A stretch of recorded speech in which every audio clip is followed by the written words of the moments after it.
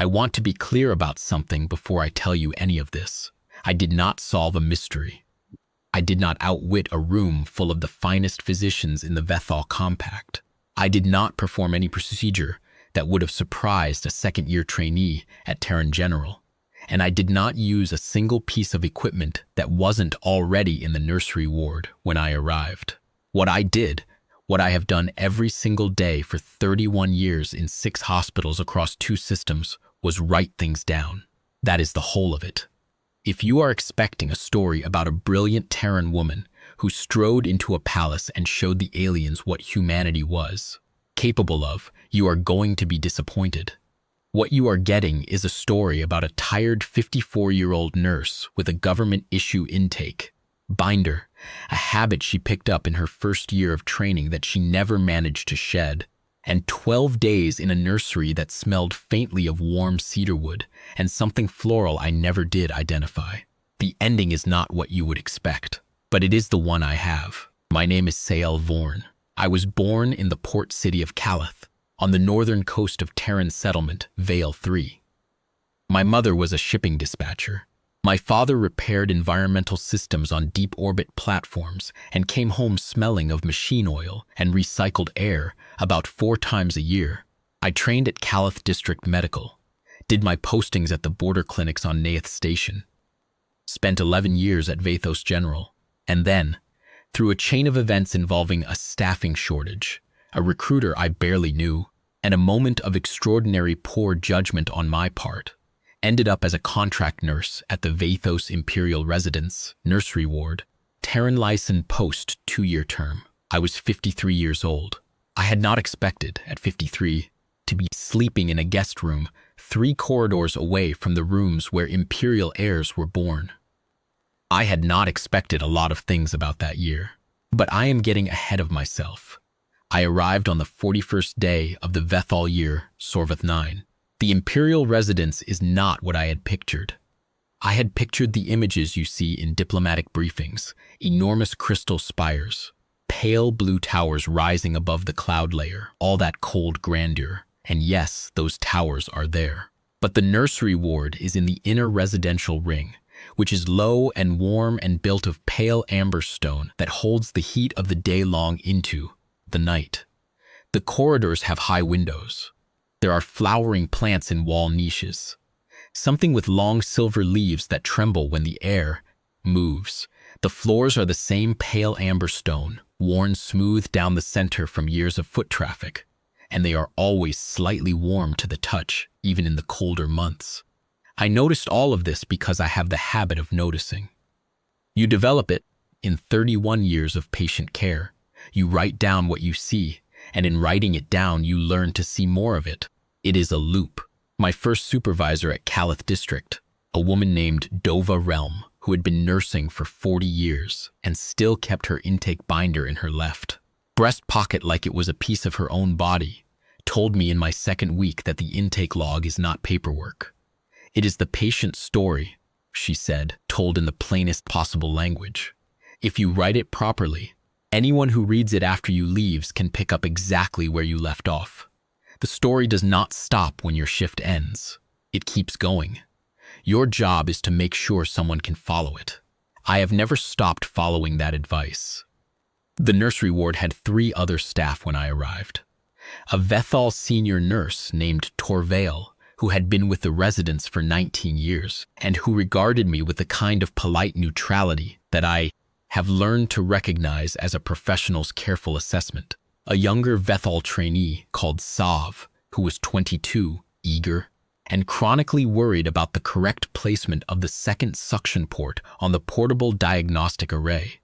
And a Vethaal medical orderly, Kale, who did the linen changes and the equipment calibrations, and who had a habit of humming very quietly to himself in a 4-note pattern that I found, after about 3 days, to be genuinely soothing. The ward carried 5 patients when I arrived. 4 were routine, newborns in the 3rd and 4th weeks of standard observation, 2 sets of twins from 2 different families in the Imperial household, all healthy, all growing on schedule. The 5th patient had been in Nursery Suite 7 for 9 days before I transferred in, and he was the reason the staffing request had gone out. His name was Aaron. I did not know his full name and title at the time. What I knew, reading the handover brief, was that he was 3 years old, male, born of the prince of the Vethaal primary line and his consort, and that he had presented 9 days prior with a symptom cluster that the ward's diagnostic system had been unable to classify. Declining appetite, increasing lethargy, mild but worsening photosensitivity, disrupted sleep pattern, and a progressive loss of the normal social responsiveness that a 3-year-old should show.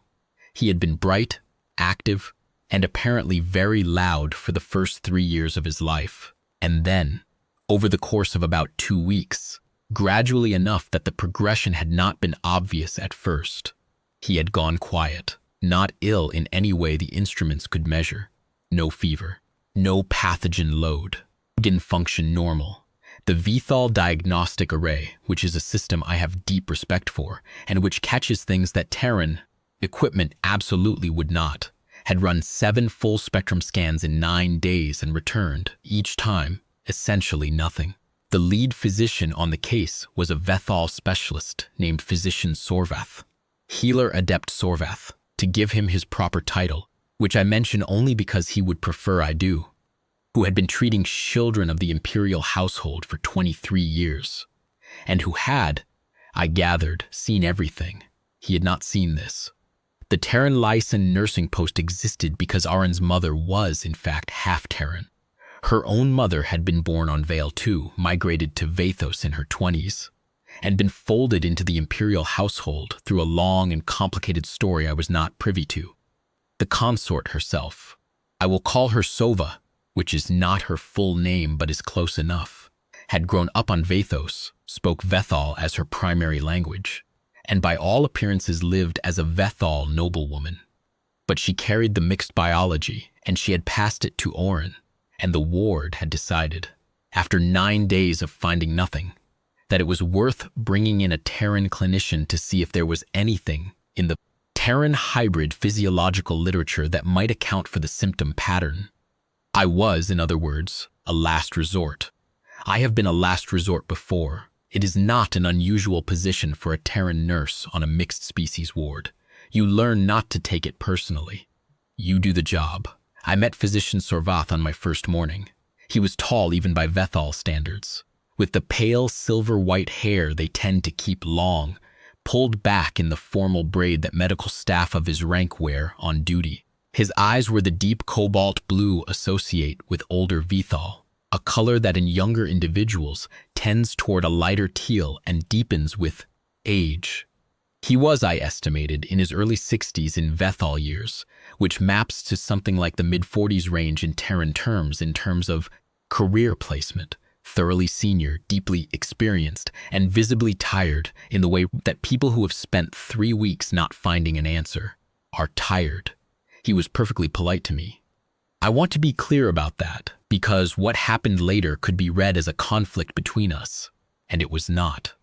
He was professionally courteous, shared the full case file without prompting, answered my questions directly, and told me without any apparent ego that he did not know what was wrong with the child, and that he was open to any perspective I could offer.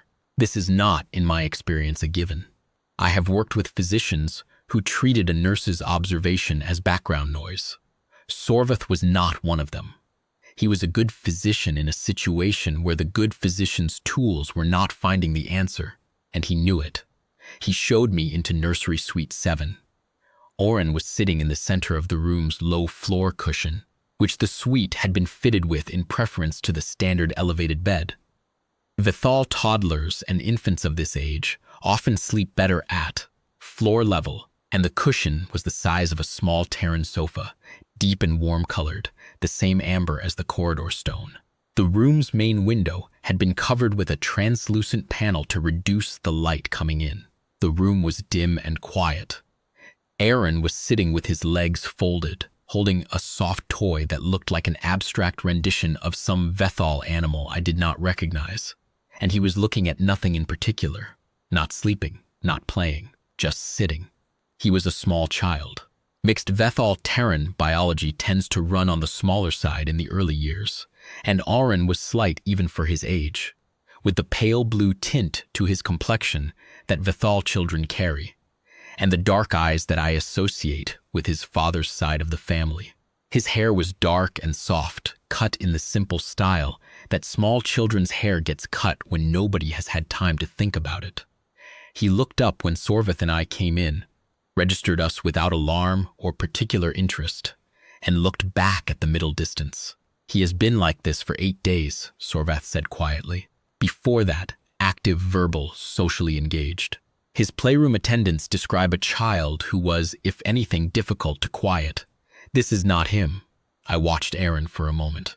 He was not distressed. He was not in pain.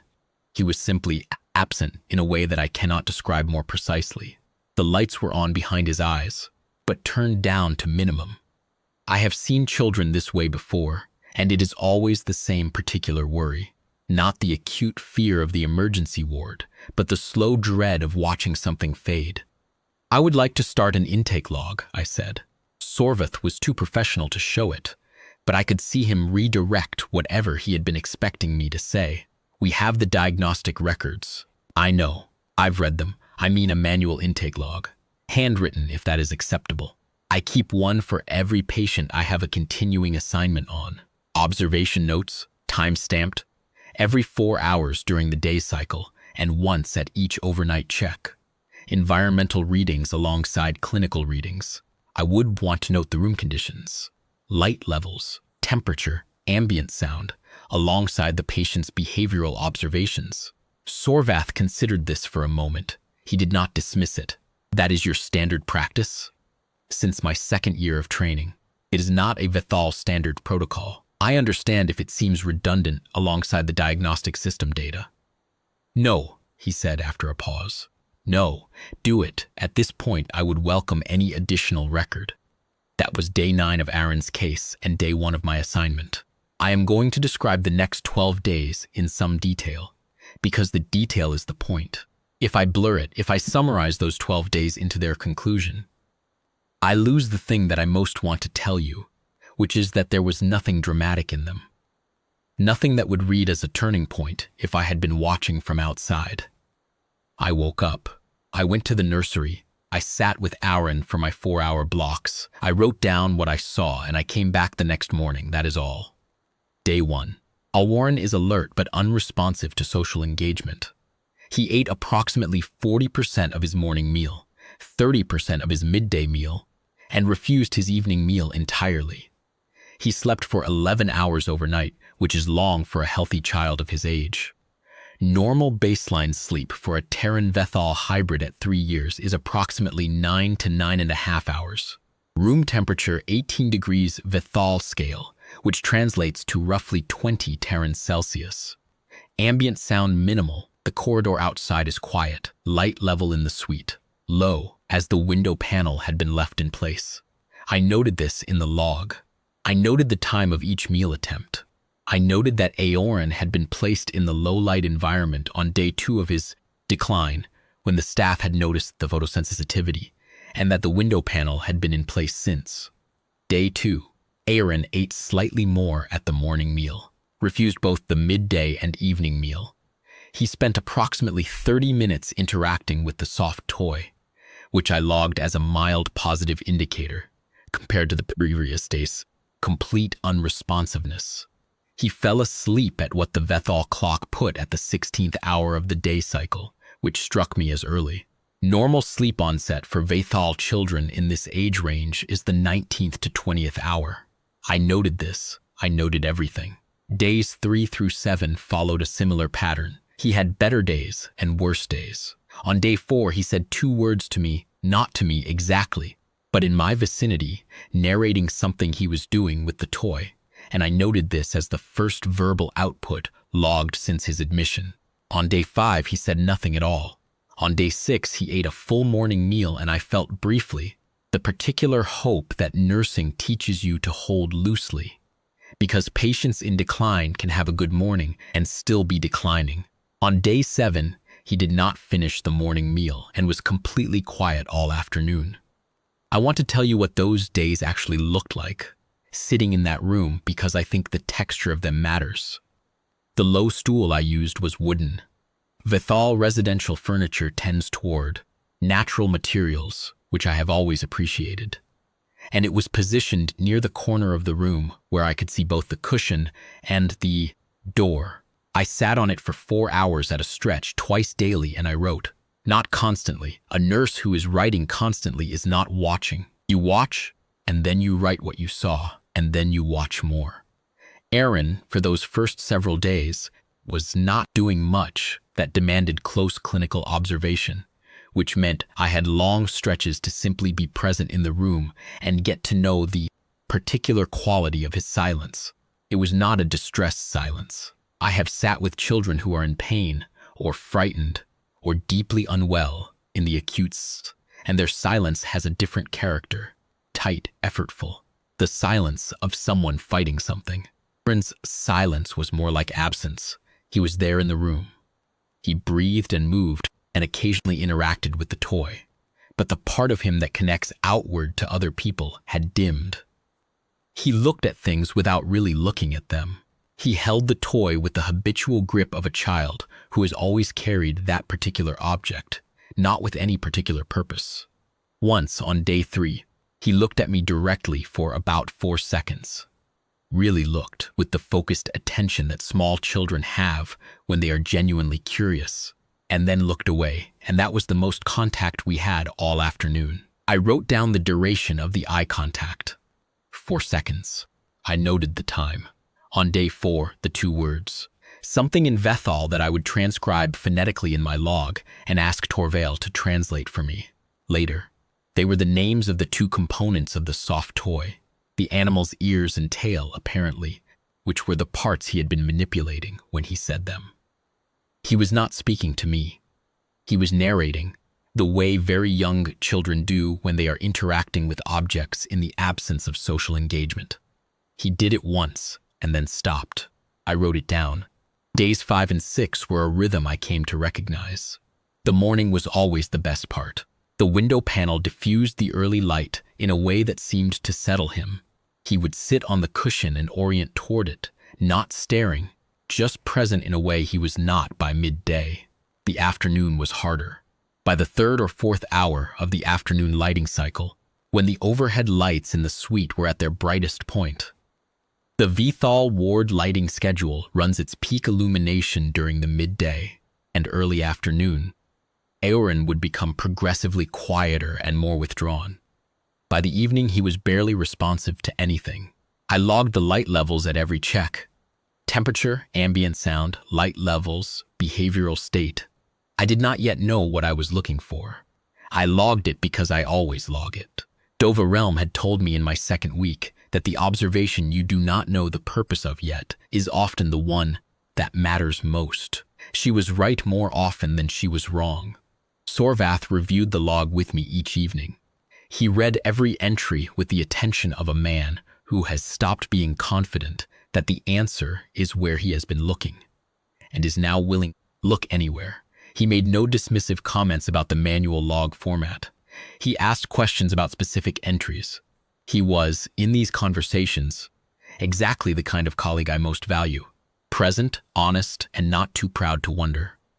On day 6, he said to me, setting down the binder, "Tell me about your training. Where did you study?"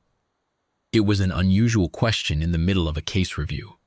I told him about Caliph District Medical, about the border clinics, about Vathos General. He listened.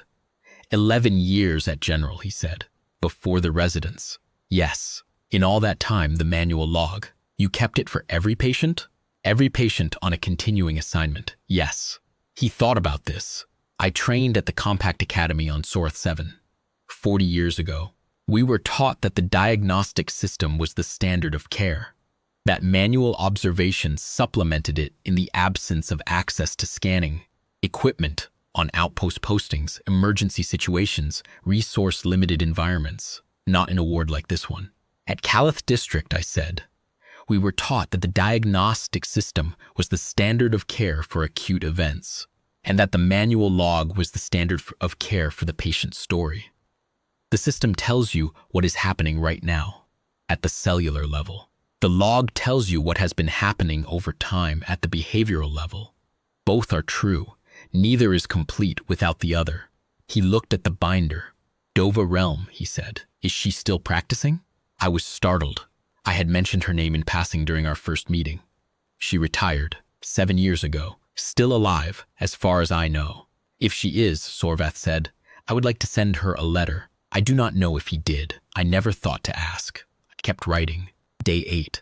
I noticed for the first time that Auron seemed more settled in the early morning hours than at any other point in the day cycle.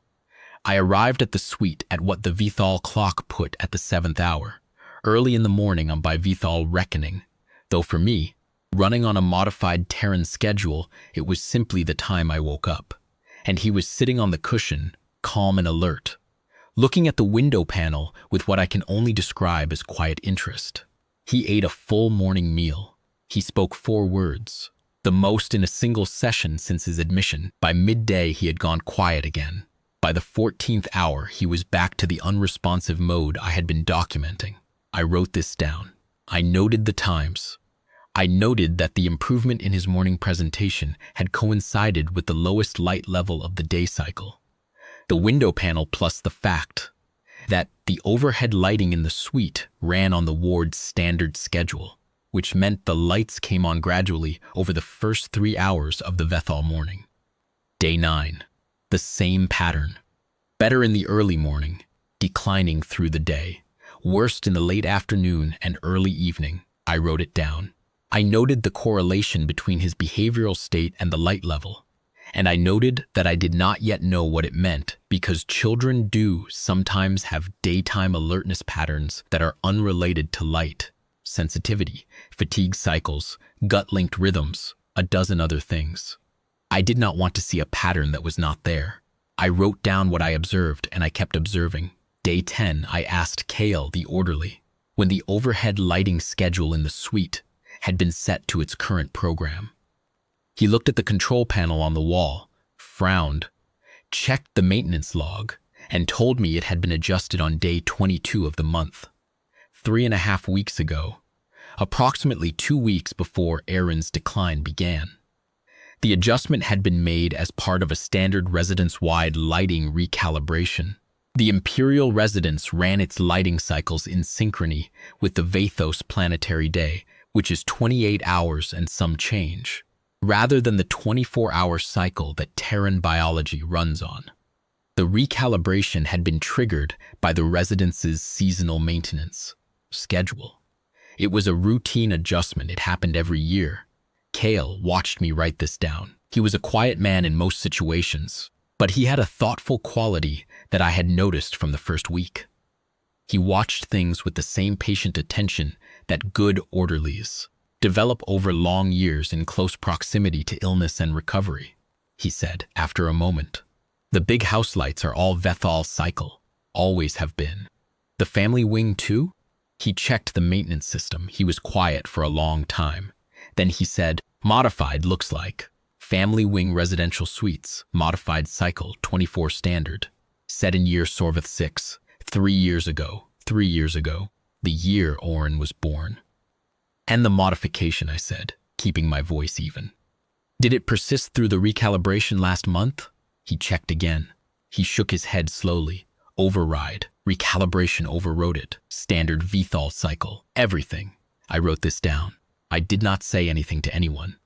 I went back to my room at the end of the shift, sat at the small desk that came with the guest quarters, and laid out all 10 days of the intake binder in sequence on the desk in front of me.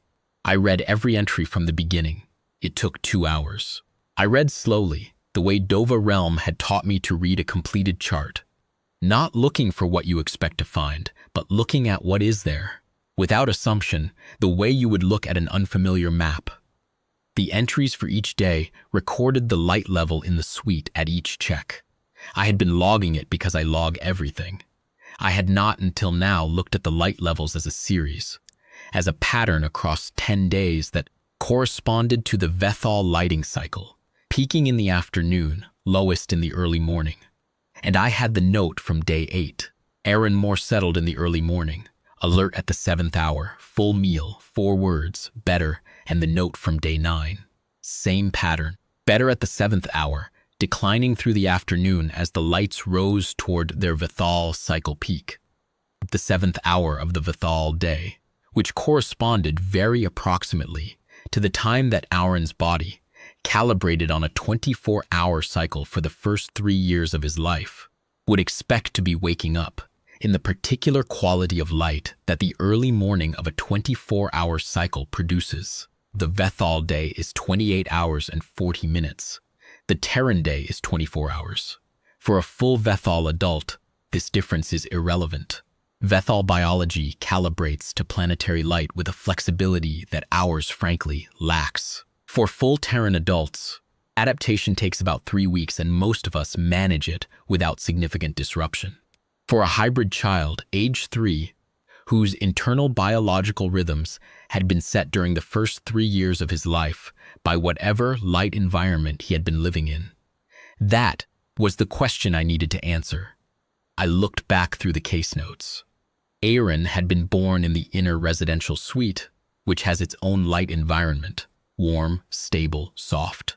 His first 3 years had been spent largely indoors, in the palace nursery and the family wing, and the lighting in the family wing had been set.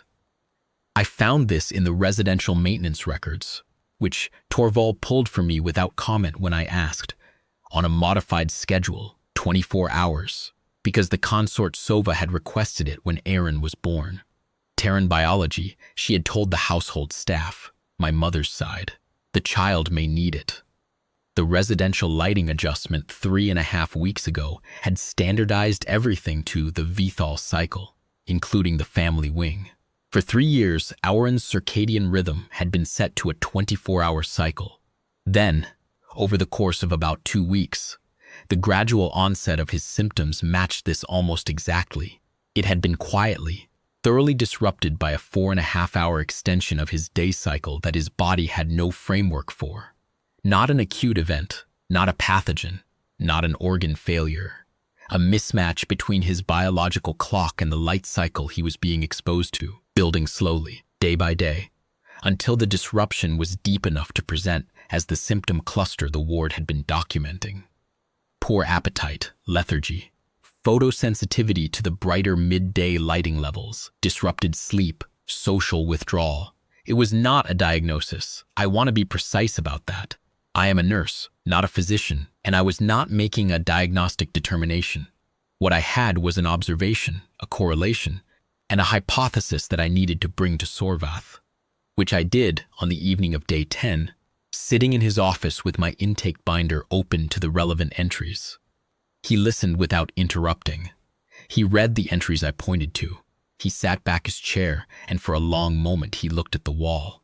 Then he said quietly, "The lighting adjustment, 3.5 weeks ago, 2 weeks before the onset. If his circadian baseline was set on a 24-hour cycle from birth, then the extension would disrupt the entire system." He picked up the binder and read the entries again. I watched him make the connection, watched it land, not dramatically, but with the particular quality of a physician who has been looking for an answer for 12 days and has just been handed something that fits. His expression did not change much. It rarely does in people who have been practicing medicine long enough. What changed was the stillness, the way the restless searching behind his eyes went quiet. He stood and walked to the window of his office. It looked out onto the inner courtyard, a rectangular garden of pale stone and silver-leafed plants, the kind of ordered, quiet space that Vethaal institutional architecture always seems to include. He stood there for a moment without speaking, and I did not interrupt him. "The diagnostic array," he said finally, still looking at the courtyard, "was set up to look for what it knows how to look for. Pathological events, measurable deviations from established reference ranges. It has Vethaal hybrid baselines in the pediatric module. It has Terran hybrid adjustments for the major organ systems. But it was not looking at the light cycle in the room. It was not comparing the current environmental conditions to the child's historical baseline. Because the child's historical baseline was in the residential maintenance records, not in the medical record. He turned back, and no one thought to look there, because why would you? The maintenance schedule is not a clinical document. No, I said, but the intake log captures the room conditions at every check. I write down the light level, the temperature, the ambient sound, as a matter of habit. Once I had enough days of notes to see the pattern. Morning better, afternoon worse, correlating with the lighting cycle. The question of what had changed about the lighting cycle became the obvious next question, and it took 10 days. It takes as long as it takes to accumulate enough observations to see the pattern. That is why you keep the log even when nothing seems significant. You do not know which observations will matter until they do. He was quiet again. I want to test this, he said, resetting the suite lighting to a 24-hour cycle. Running it for a week, monitoring the response. Yes. He closed the binder and handed it back to me. Write up the observation formal. I will include it in the case record. He paused. This was in the notes the whole time. It was in my notes, I said. Your diagnostic system was not set up to look for environmental accumulation. Factors. It looks for pathology events. This was not a pathology event. No, he said, it was not. Day 11. I reset the lighting in nursery suite 7 to a 24-hour cycle. I did not make an announcement about it. I adjusted the control panel settings, noted the time in my log, and sat down on the low stool I had been using for 11 days and waited to see what would happen. I should say clearly that I did not expect a dramatic recovery. Circadian disruption does not reverse overnight. It reverses slowly over days to weeks, and the process involves a period of re-anchoring that can, in some individuals, initially look worse before it looks better. I told Sorvath this. He already knew. We agreed to give it 10 days minimum before drawing any conclusions. What I did not expect was Aaron to notice. He woke up at the 7th hour, which had been his best hour, and he sat on the cushion, and he looked at the window panel. The light coming in, because the Vethaal dawn light, filtered through the translucent panel, was now aligning with the light cycle his internal clock was calibrated for, rather than being 4.5 hours ahead of it, came in at the right angle, the right color, the right gradual brightening. For the first time in 3.5 weeks, he blinked.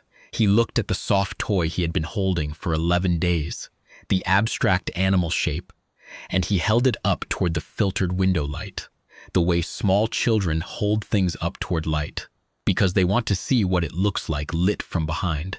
He said something in Vethaal that I did not catch. He said it again. I wrote it down. The morning passed. He ate a full meal. He ate a full midday meal, which he had not done in 12 days. He said a sentence, not a word or two, but a full sentence, something directed at me personally, that I understood to be a question about the soft toy and whether I knew what kind of animal it was supposed to be. I told him honestly that I did not know, and he explained it to me with the gravity that a 3-year-old brings to explaining important things, and I wrote it down, and I thought about Dova Realm and her intake binder, and the idea that the story does not stop when your shift ends. By day 12, Aaron was eating 3 full meals. By day 14, he was walking the length of the suite and back, trailing the soft toy, narrating something to himself. I had been moved to a half-day schedule by then, because it was clear the worst was over, and the ward needed the coverage elsewhere. And Vethaal took over the afternoon blocks with a professional warmth that I had come to recognize as his actual register, beneath the careful neutral assessment of those first days. By day 17, Aaron was sitting in the window alcove in the afternoon. The window panel had been removed by then, once it was clear that the photosensitivity was resolving along with the rest of the disruption. Watching the Vethaal sky with the focused attention of a small child who has recently remembered that the world outside is interesting. I was writing my end-of-shift notes on day 17 when the door of the suite opened and Prince Rael came in. I had seen him before at a distance, twice. Once in the corridor when he had come to sit with Aaron in the evenings, which he did every day regardless of whether Aaron acknowledged him, and once briefly at the suite doorway when he had come in early and I had been finishing an overnight check. He was tall, Vethaal tall, with the dark hair that is relatively uncommon in the imperial line and the kind of composure that I associate with people who have been under sustained pressure for a long time and are managing it through deliberate stillness. He was, I knew from the ward briefings, 29 years old. He had been standing vigil in this corridor, in one form or another, for 17 days. He had not stopped attending to the other business of his role. He was a working member of the imperial family, not simply a title, and I understood from things Torvale mentioned that he had been managing the demands of that role while sleeping 4 hours a night and spending every available hour near his son. He looked like it.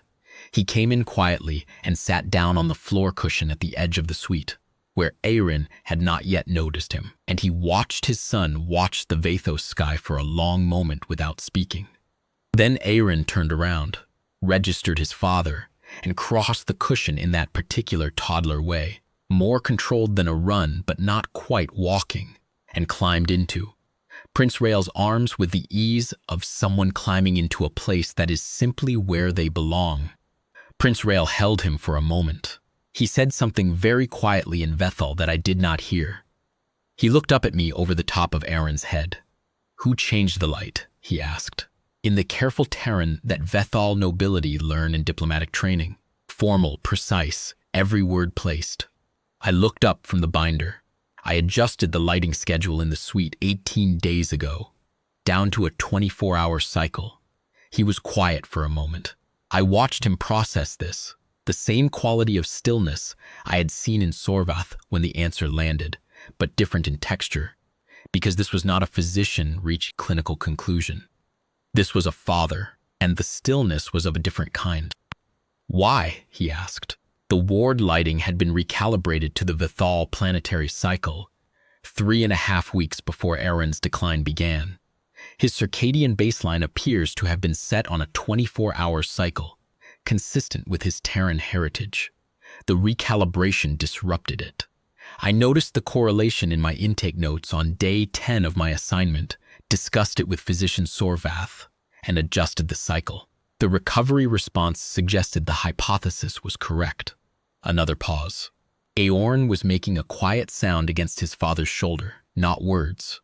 Just the low, contented sound of a tired child who is back somewhere that feels right. "Your intake notes," Prince Rael said. "My daily observation log. I keep one for every patient. Environmental readings, behavioral observations, time-stamped every 4 hours. It is my standard practice." He looked at me for a long moment. The physicians ran 7 diagnostic scans. Yes, the diagnostic array scans for pathological events, organ function, pathogen load, neurological activity. It does not log environmental accumulation factors in the same way a manual observation log does. It does not compare the patient's current light environment to their historical baseline over time. My log does, because I write down everything I observe, including the room conditions. The correlation between the lighting adjustment and the symptom onset was visible in those notes. It was not visible in the diagnostic records because no one had asked the question. He absorbed this. His hand moved slowly over Aorin's back, the unconscious, habitual motion of a parent soothing a child who does not need soothing but whom they need to touch. "You were asked to come here," he said, because of his Terran heritage. "I was brought in as a Terran Lysan clinician." Yes. The hypothesis that his mixed biology might account for the symptom pattern proved correct. And the answer was in your notes. The answer was in the daily observations. In the record of what the room looked like, what the light was doing, what time he woke up and what time he fell asleep, and whether the two things correlated. It took 12 days of notes before the pattern was clear. He was quiet again. The late afternoon light came through the alcove window and fell across the floor of the suite in the amber gold color that the Vathos afternoon has, which I had been watching for 17 days and which I would be watching for a while longer. It turned out, because what happened next was not what I had expected. He said, "I would like you to stay." I looked up from the binder again. Auron will need ongoing monitoring as the circadian cycle re-anchors. Sorvath agrees the process will take 8 to 12 weeks. He also, a pause, something that, in a less composed person, might have been a breath that cost something. He also has mentioned that the manual intake protocol, the observation log, is something the ward should have been doing from the outset, and that it would be worth maintaining it going forward as a standard practice. Not just for this case. It is not a Vethaal standard protocol, I said. No, he said. It is not. Sorvath would like to make it one. He said to tell you that. Another pause. I would like you to be the person who maintains it. For Auron's ongoing care, and to work with Torvail and the ward staff on implementing the practice more broadly. If you are willing. My 2-year contract had 8 months remaining. What he was describing was not a contract extension, precisely. It was a role change, an expansion, a different kind of work. Training Vethaal nurses in the intake log method. Sitting with Aaron through the reinsuring process. Being the person who watches and writes things down. I looked at the small child in his father's arms, who had now fallen mostly asleep in the comfortable way of children, who have had several very long weeks, and are finally, genuinely, at rest. I thought about Dova Realm. I thought about the intake binder in her left breast pocket, and her voice saying the story does not stop when your shift ends. Yes, I said, I am willing. That is not the end exactly. Things do not end cleanly in real life. And they certainly do not end cleanly in a palace nursery ward, where you still have 17 other things to document and 4 other patients and a new protocol to design from scratch. But it is the moment that I come back to when I think about that year. The recovery was not linear. The next 3 weeks were in some ways harder to watch than the preceding 17 days. As I had warned Sorvath, the re-anchoring process involves disruption before it involves resolution. And there were several days in week 2 when Aaron's sleep was worse, not better, and the appetite dropped again, and I had to explain to Prince Rael, who had been through 17 days of watching his son fade, and was not well positioned to watch what looked like a relapse, that this was the expected pattern, and that the notes were showing improvement at the structural level even when the daily picture looked difficult. I showed him the log. He read it carefully. He did not have a medical background, but he was intelligent and he was willing to learn. And after I had explained what I was tracking and why, he read the log with the focused attention of someone who has decided that if this is the language the situation speaks, he will learn the language. Those weeks were also the weeks when I came to understand what the vigil had cost him. He had managed it carefully. The composed stillness, the controlled speech, the deliberate attention to detail. But sustained worry of that kind leaves marks. He was sleeping more now that Auron was clearly improving, but in the way of a person whose body is catching up on a deficit, rather than resting naturally. He would sit in the chair by the suite entrance and fall asleep with a data pad in his hands. I noted it, because I note everything, but I did not log it in the clinical record. It was not my patient. It was simply what it was. A father at the end of a very long watch, finally permitting himself to rest. By week 4, Aaron was sleeping on a stable cycle, eating normally, and had rejoined the ward playroom schedule, which I had not known was a thing the ward had until Torvail mentioned it, because I had been so focused on Suite 7 that I had not fully mapped the ward's social structure. The playroom was a large, warm room at the north end of the corridor, with windows facing the palace garden, and it was used in the mornings for the toddler and older infant cohort. Aaron walked in on a Tuesday morning. I have to use Terran day names because the Vethaal week has 6 days, and I never fully adjusted, and walked up to a group of 3 other children who were doing something with a set of stacking blocks, and without any preamble sat down and began redistributing the blocks according to what appeared to be a theory he had developed about optimal stacking height. The other children accepted this with the equanimity of children who have been in a nursery long enough to understand that new people arrive and usually have opinions about blocks. I wrote it down. I want to tell you about the log protocol because it is what I am actually proud of from that year, more than the clinical observation itself. The intake log practice, when I arrived at the Vathos Imperial residence, was essentially absent from the ward's standard routine. The Vethaal diagnostic system is so comprehensive and so deeply trusted that manual observation had been deprioritized over the years, not deliberately, but through the slow drift that happens in any environment where a powerful fool tool becomes the primary lens. Why write down what the light looks like when the diagnostic array can measure lux levels? Why log behavioral observations when the neurological activity scanner provides real-time data? Because the diagnostic array measures what it is programmed to measure, at the intervals it is programmed to measure it, against the baselines it has been given. It does not know what it does not know. The manual log catches the thing that fell outside the parameters. It catches the 3 days in a row when the child woke up earlier than the day before. It catches the correlation between room temperature and feeding behavior that the array never thought to look for. It catches the conversation, the word, the moment of eye contact that means something to someone who has been watching for 12 days and knows this particular child's normal baseline well enough to recognize when something is different. The system and the log are not competing. They are different kinds of seeing. Vethaal understood this immediately. He had 31 years of nursing, same as me, and he had been doing something like the log practice already, keeping personal notes, reviewing them at the end of his shift, but had not formalized it. We spent several weeks working out a protocol that fit the Vethaal ward structure, that integrated with the diagnostic system's own records rather than existing alongside them as a separate document, and that was simple enough to teach to Sov, who was the trainee and who would carry it forward after I left. Sorvath reviewed every iteration and made suggestions and contributed a clinical framework for the behavioral indicators I had been tracking, informally, which gave the log a diagnostic vocabulary it had previously lacked. It took 3 months to build. At the end of those 3 months, we had a protocol that the ward adopted as standard practice, and which Sorvath submitted to the Imperial Medical Authority as a proposed addendum to the residence's standard care guidelines. I do not know if they adopted it.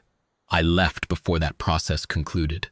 But I know that on my last day in the ward, the new log binders, Vethaal format, with the same basic structure I had been using since Dova Realm handed me my first blank intake binder in my 2nd week of training, were in use in every suite in the ward, and Vethaal was teaching the format to a new junior nurse with the same patient precision that Dova Realm had once used with me. I worked the full remaining 8 months of my contract. Then I extended for another 6. Oren, by the end of that first year, was 4 years old and thoroughly back to being what his playroom attendants described as very loud. He had a theory about everything. He had a particular interest in the palace garden visible from the playroom window and spent considerable time informing the ward staff about the yield-specific properties of the plants visible from the window, most of which information he had obtained from his father, who had apparently spent a significant portion of his vigil in the corridor outside Suite 7, reading to Auron about botany in the hope that the sound of his voice would be calming and the information had lodged. I knew Prince Rael by then, the way you know someone who has been part of a long, difficult shared effort, not intimately, not as a friend exactly, but as a person whose fundamental character you have had the chance to see under pressure. He was a serious person, careful and precise, and he had the quality that I most respect in any role. He paid attention to things that did not obviously demand attention.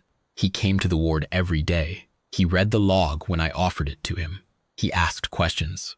On my last official day before the contract end, which I knew by then would become an extension, but we had not signed the paperwork yet, he came into the suite while I was finishing end-of-shift notes. Aaron was asleep, a full and deep and perfectly timed sleep that is now Anchord's circadian cycle produced with clockwork regularity. The suite was quiet and amber-lit and smelled of the warm cedarwood that I had noticed on my first day and still had not identified. Prince Rael sat down in the chair that had become, over the past year, his chair, and he looked at his sleeping son for a moment. Then he said, "The intake log you started on day 1. He had been ill for 9 days before you arrived." Yes, 9 days of diagnostic scans, 7 scans. And the answer was not there. He was not, I understood, expressing criticism of Sorvath or the diagnostic system. He was working through something. It was in your notes. It was visible in the notes after 12 days of observation, not immediately. But it was there because you looked, because you wrote down what the light looked like, because I wrote down everything. Yes, he was quiet for a moment. My mother, he said, was very ill when I was a child. A different illness. She recovered, but it took a long time, and there was a period when the physicians did not know what was wrong. I remember watching the staff do their rounds, the examinations, the scans, the tests, and I remember a nurse, I do not remember her name, I was very young, who would come in after everyone else left and sit by my mother's bed and do nothing that I could see. Just sit and write. I asked my mother about it afterward, after she had recovered. She said the nurse had told her, "I am just making sure the story is being told correctly." He glanced at me. I did not understand what that meant until this year. I did not say anything. He was not asking me to say anything. "I want you to stay," he said. "Not just for the contract extension. The ward is changing its practice because of what you brought to it. Sorvath has told me that the intake protocol has already caught 2 cases in the past 3 months, that the diagnostic system flagged as inconclusive, a feeding pattern correlation in one of the newborns, and a sleep cycle irregularity in one of the twins, both resolved with environmental adjustments, both identified through the log. I am glad to hear it. We would like to formalize your role, not as a contracted consultant, as a permanent member of the ward staff, with a title and compensation appropriate to the work you are actually doing, which is significantly more than the original liaison brief." He paused. "Sorvath also suggests a joint position in the ward's clinical teaching program. The protocol needs to be taught. He would prefer you to be one of the people teaching it." I looked at my intake binder. I had filled 3 of them in 14 months. The 4th was half full. "That is a significant change from the original brief," I said. "Yes, it is. I thought about Vale 3, and the port city of Calith, and my mother dispatching shipping runs from a terminal that smelled like industrial coolant, and my father coming home 4 times a year. I thought about 31 years of hospitals and border clinics, and the particular exhaustion of night shifts, and the particular satisfaction of a chart that is complete, clear, and tells the true story of what happened. I thought about Dova Realm, who retired 2 years before I left Calith District, and who sent me a message on my last day there that said simply, 'Keep the log, no matter where you go.' Yes, I said, I will stay. That was 3 years ago. I have filled 11 intake binders since the first one I opened in Nursery Suite 7 on day 1 of my assignment. The protocol is standard practice in the ward now, and Sav, who is 25 and has lost the chronic worry about the second suction port, teaches the format to new trainees with a confidence that genuinely impresses me. Kale still hums the 4-note pattern during linen changes. Torvale and I have had, over 3 years, approximately 1,000 conversations about patient care, ward logistics, and the best way to explain circadian biology to a Vethaal physician who has never had to think about it before. He is one of the best nurses I have worked with. Aaron is 7 now. He is emphatically not quiet. He has firm opinions about the garden and about stacking block architecture and about the correct way to make the sweet grain porridge that the ward kitchen makes for the morning meal, and he has, to his father's visible mixture of amusement and resignation, decided that when he grows up, he wants to know about plants, not about ruling, about plants. There is time for that to change, and I do not have a strong opinion about what it should change to, and neither, as far as I can tell, does his father. Prince Rael came to the ward last week. He comes most weeks, partly to see Aaron in the morning before the day's business takes him elsewhere, partly because the ward has become, over 3 years, a place he is comfortable in.